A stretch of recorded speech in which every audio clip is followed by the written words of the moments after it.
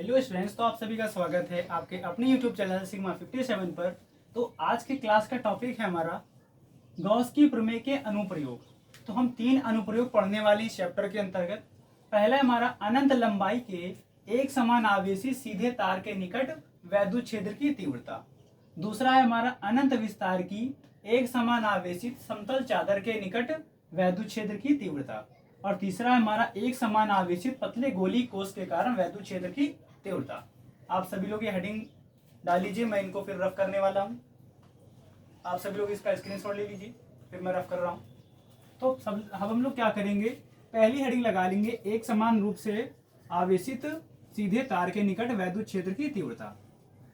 Heading लगा लीजिए पहली। तो देखिए क्या है एक समान रूप से आवेशित सीधे तार के निकट वैद्युत क्षेत्र की तीव्रता, क्या है इसमें देखते हैं।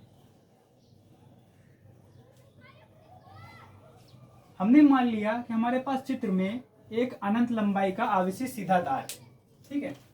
हमने मान लिया हमारे पास एक अनंत लंबाई का सीधा आवेशित तार है।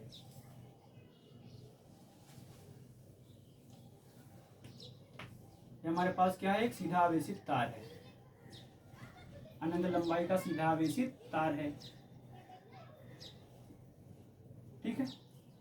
इसको हमने क्या किया, प्लस क्यू आवेश दिया। क्या दिया है, प्लस क्यू आवेश दिया है, जो इसके संपूर्ण रूप से फैल जाता है। इस पे क्या हो रहा है, संपूर्ण रूप से फैल जाता है, ठीक है। तार के निकट कोई बिंदु P है, मान लीजिए यहाँ पर कोई बिंदु P है, जहां पर हमें वैद्युत क्षेत्र की तीव्रता ज्ञात करनी है। इसके लिए इतनी ही दूरी पर एक बिंदु P डैश लेते हैं। जितनी दूरी पर यह बिंदु P है उतनी दूरी पर एक बिंदु P डैश लेते हैं।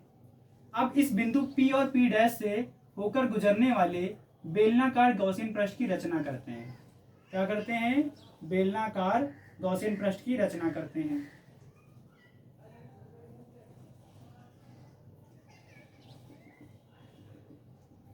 ठीक है। बेलनाकार गॉसियन पृष्ठ की रचना करते हैं।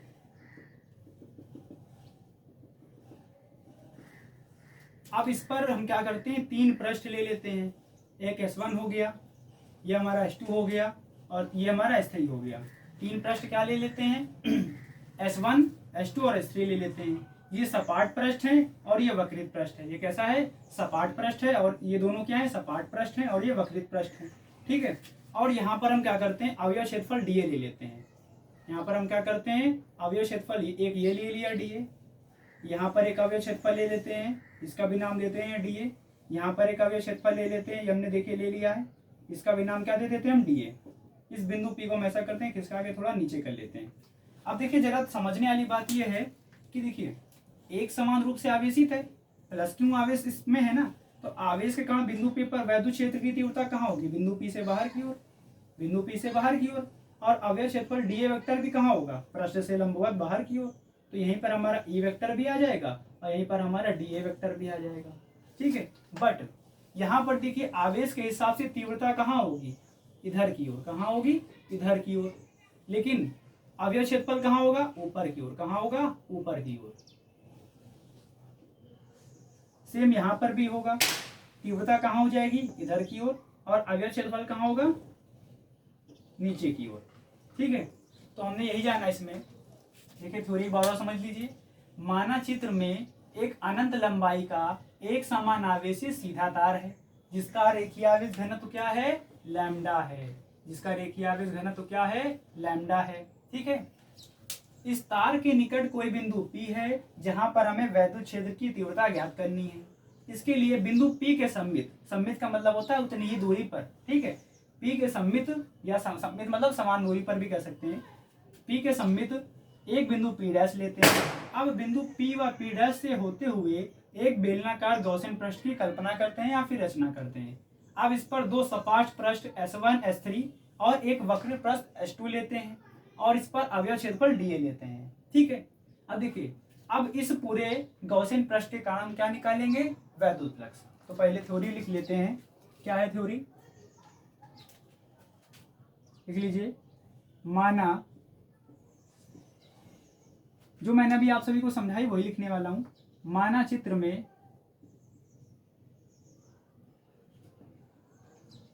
एक अनंत लंबाई का माना चित्र में एक अनंत लंबाई का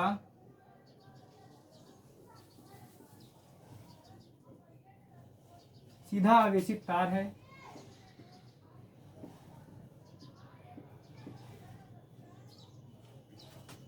सीधा आवेशित तार है जिसका रेखीय आवेश घनत्व लैम्डा है।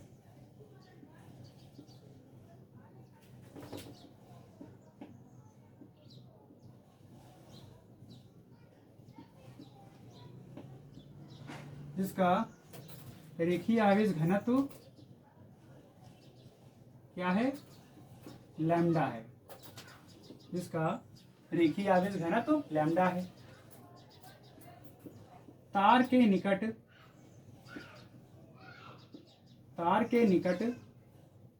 अब देखिए हम इस दूरी को क्या मान लेते हैं? मान लेते हैं ये दूरी r है हमारी। कितनी है? ये दूरी हमारी r है। मान लेते हैं, वैसे काम नहीं पड़ेगा लेकिन ले लेते हैं r, और ये r डैश ले लेते हैं ताकि आपको मतलब आप डिफाइन कर सको, बाकी कोई जरूरी नहीं है। तार के निकट कोई बिंदु P है।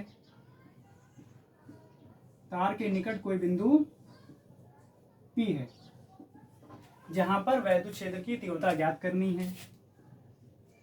जहां पर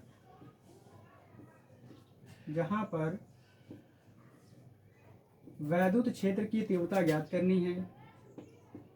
जहां पर वैद्युत क्षेत्र की तीव्रता ज्ञात करनी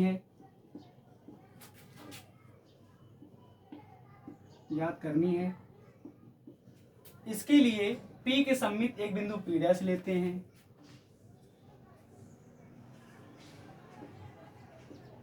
इसके लिए बिंदु P के सम्मित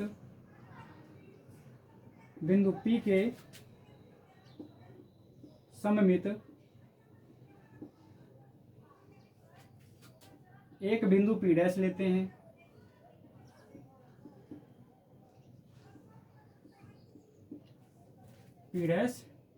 हैं। अब इनसे होकर गुजरने वाले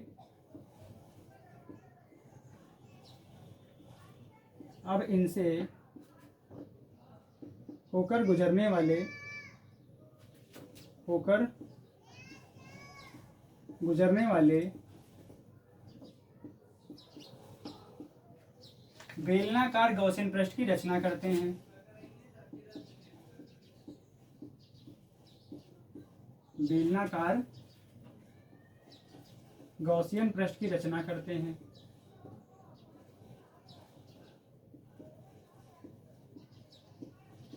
गॉसियन पृष्ठ की रचना करते हैं। अब इस पर दो सपाट पृष्ठ S1, S3 और एक वक्रित पृष्ठ S2 लेते हैं।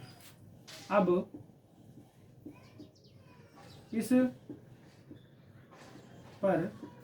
इस पर दो सपाट पृष्ठ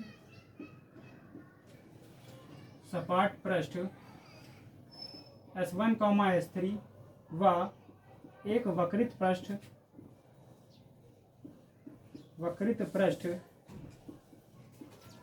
S2 लेते हैं, इन पर अवयव क्षेत्रफल dA लेते हैं, इन पर अवयव क्षेत्रफल dA लेते हैं। अतः संपूर्ण गॉसियन पृष्ठ से इस गॉसियन पृष्ठ से निर्गत कुल वैद्युत फ्लक्स,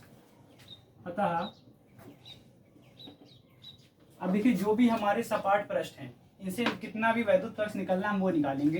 अतः सपाट पृष्ठों से, या भी कह सकते हैं अतः कुल वैद्युत फ्लक्स।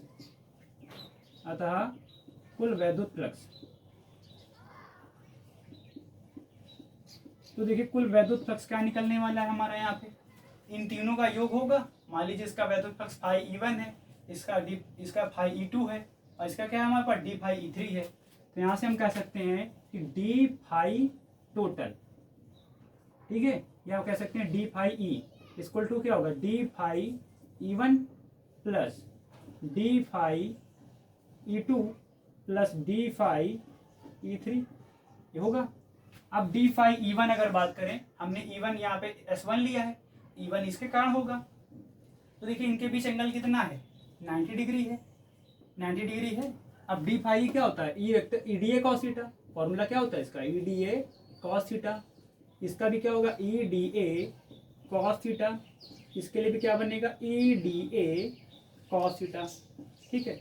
अब देखिए S1 और S3 क्या बना रहे हैं, 90 डिग्री, और ये क्या बना रहा है, 0 डिग्री। तो लिख लेंगे क्या आ जाएगा, ई डी ए कॉस 90 डिग्री प्लस S2 क्या बना रहा था हमारा, 0 डिग्री, तो आ जाएगा ई डी ए कॉस 0 डिग्री प्लस ये बना रहा है हमारा ई डी ए कॉस 90 डिग्री। कॉस 90 का मान क्या होता है, 0, तो ये 0 हो जाएगा पूरा। कॉस 0 का मान क्या होता है, 1, तो ये ई डी ए हो जाएगा पूरा, और ये पूरा हमारा फिर से 0 हो जाएगा। ये हमारे पास आ जाएगा डी फाई ई। ठीक है। अब देखिए यहाँ उम्मीद करता हूँ कि आप सभी को यहाँ तक समझ में आ गया होगा। अब देखिए अब आगे क्या होना है, आगे होना है ये कि यहाँ से हमारे पास क्या बचेगा, D phi E equal to E D A, इतना बचा हमारे पास। ये क्या था, इन सपाट पृष्ठों के कारण, मतलब जो हमने छोटे छोटे अवक्षेत्रफल लिए इनके कारण, यानी हम ये कह सकते हैं। इसलिए अब हम क्या निकालेंगे, इसलिए संपूर्ण गॉसियन पृष्ठ से, अब हम क्या निकालेंगे, संपूर्ण गॉसियन पृष्ठ के लिए। इसलिए संपूर्ण गॉसियन पृष्ठ से, गॉसियन पृष्ठ से निर्गत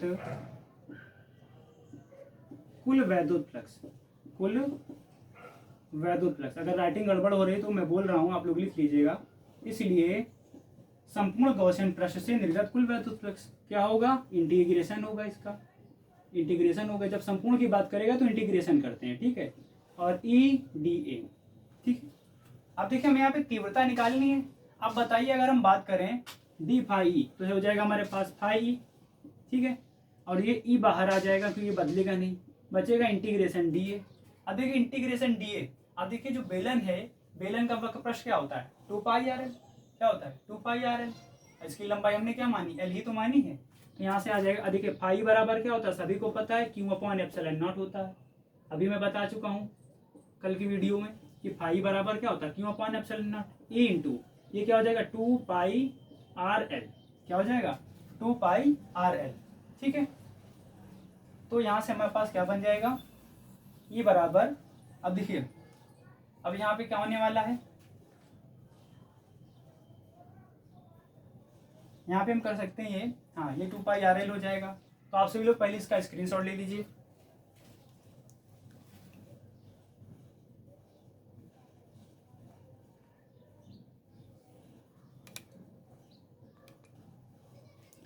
अब देखिए हमारे पास क्या बच कर आया था, ये बच कर आया था क्यू अपॉन एप्सिलॉन नॉट बराबर ए इंटू 2 पाई आर एल। इसको हम इधर लिख लेते हैं। ठीक है, इधर लिख लेते हैं। क्या बचेगा, क्या बचा था, Q upon epsilon not equal to A into 2 pi R L. ठीक है, इसे रफ कर लेते हैं। अब देखिए हम सभी जानते हैं कि लैम्डा इक्वल टू क्या होता है, Q upon L, but lambda equal to क्या होता है, क्यू अपॉन एल होता है। अगर हम इसको यहाँ ले आए नीचे, तो ई बराबर क्या आएगा हमारे पास, देखिए ये आ जाएगा 1/2 pi epsilon not, 1/2 pi epsilon not Q upon R L. क्या आएगा, क्यू अपॉन आर एल। इस क्यू अपॉन एल को हम क्या लिख सकते हैं, लैम्डा लिख सकते हैं। तो हमारे पास सीधा सीधा आ जाएगा 1/2 pi epsilon not lambda upon R. लेकिन हमने क्या 1/2 पाई एप्सिलॉन नॉट की वैल्यू पढ़ी है, नहीं पढ़ी ना, इसलिए हम क्या करते हैं, अंश बाहर में 2 से गुणा कर देते हैं, या ये भी कह सकते हैं कि 2 से गुणा व भाग करने पर, 2 से गुणा व भाग करने पर, 2 से गुणा व भाग करने पर, 2 से गुणा व भाग करेंगे तो क्या हो जाएगा, देखिए यहाँ पे हो जाएगा हमारे पास टोटल निकल कर आ जाएगी हमारी वैद्युत क्षेत्र की तीव्रता, क्या निकल कर आ जाएगी, ई इक्वल टू, यहाँ पे 2 से गुणा करेंगे तो देखिए जब नीचे 2 से गुणा करेंगे हो जाएगा 4 पाई एप्सिलॉन नॉट। यहाँ पे जब 2 से गुणा करेंगे हो जाएगा 2 लैम्डा अपॉन में आर, मात्रक होगा न्यूटन पर कूलम। यही हमारे अनंत विस्तार के एक समान आवेशी सीधे तार के निकट वैद्युत क्षेत्र की तीव्रता का व्यंजक है।